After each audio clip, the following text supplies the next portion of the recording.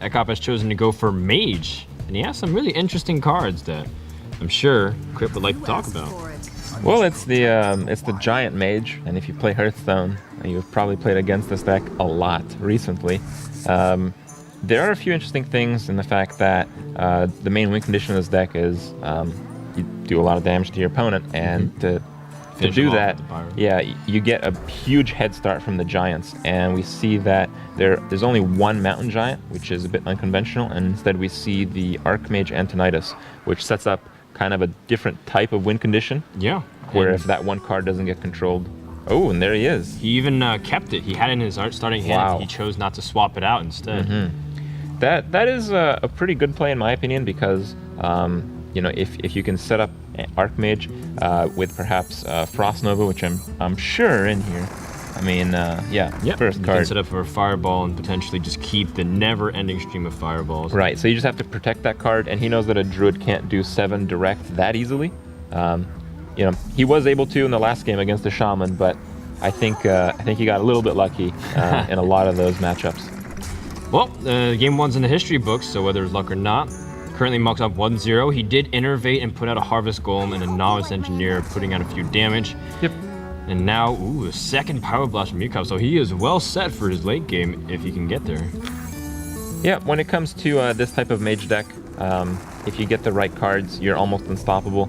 Right now, I don't believe I saw Ice Block in his hand, and when we go to it again, I'll verify my opinion. So what can happen is you might just die before you kill your opponent. Yep. Oh, he does have Ice just Block. drew it. Wow. So he has a lot of. He has pretty much all the pieces. Yeah. Even a Frost Nova. The Frost Nova Doomsayer combo. Yeah. Yep. It's very effective, as it's very difficult for a player to do 7 damage directly to a creature when his entire board is frozen from the turn before. Yeah. It is one of these rare instances where if you somehow naturalize your opponent who has 10 cards, it won't really have an effect. Funny you should say that. What Naturalize does is actually screw up the combo of the Mage, but because he has all the pieces in his hand already, Naturalize will just be like a pretty useful card in general, but nothing super game-changing, I don't believe. Well, in this scenario, there's a lot of options for eKop to choose from. Oh, it's going to be every turn. Order. Yeah. Yeah. I mean, when you have 10 cards, you can do whatever you want, basically. Now he does have a polymorph also into his Mage deck, something that we've been seeing mages kind of phase out because they don't really need it per se. But I like seeing it still because you never know what to expect.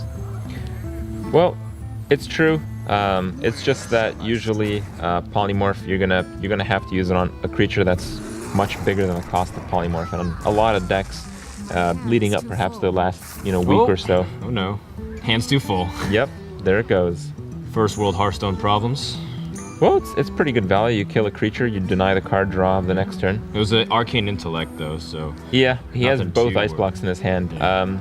Wow. This game may actually be over already just because of the card quality in eKop's hand.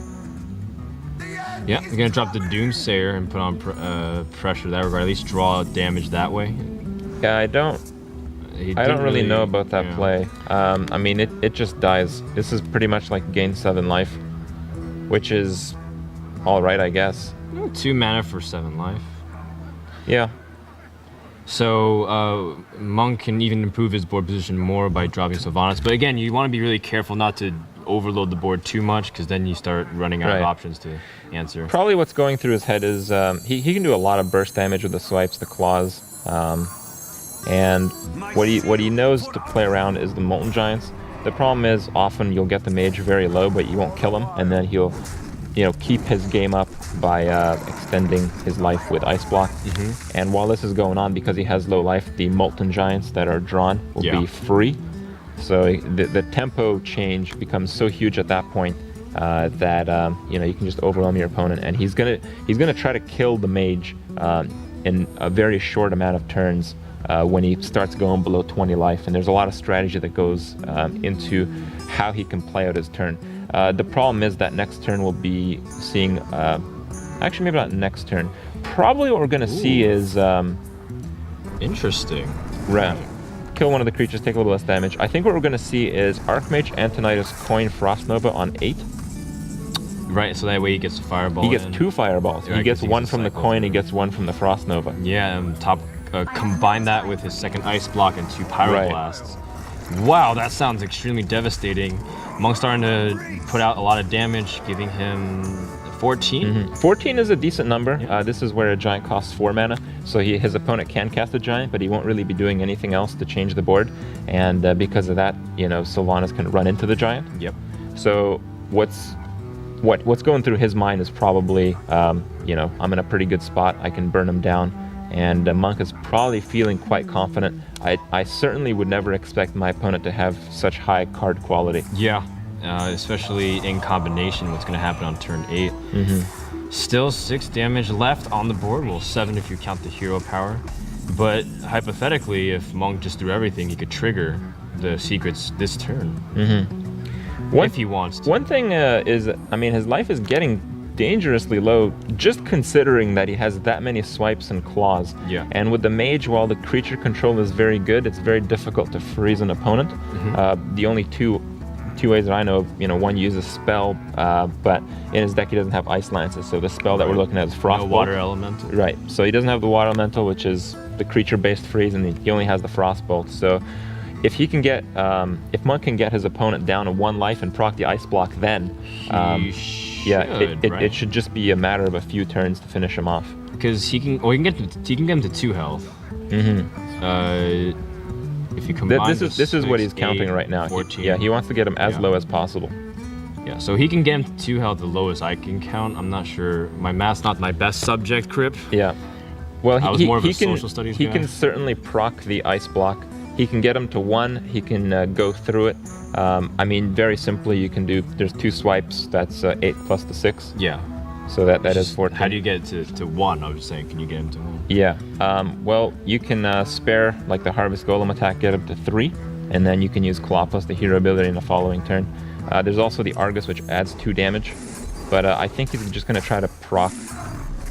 He can use his double hero claw. power. Yep. Yeah, there we 5. go. 5 and, well, 2, yeah. 2 is pretty good.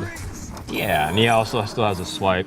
So that's going to force an ice block from eKop again. There's 2 options here. Because he went second, because he has the coin, if he has, or we'll see in a second, if he draws into Alistraza, he'll be able to heal himself to 15. And, I mean, he just saw his opponent play a lot of cards there.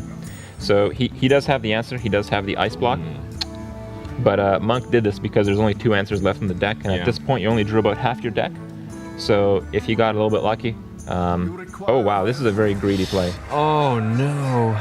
All right, well, I mean, he does know that both bites were used, so but the game is over again. Yeah, because in the end we have the swipe coming out. Yep, that was a bit of a greedy play. He kind of played to win, I believe. Yeah. So you kind of have to be greedy in this spot.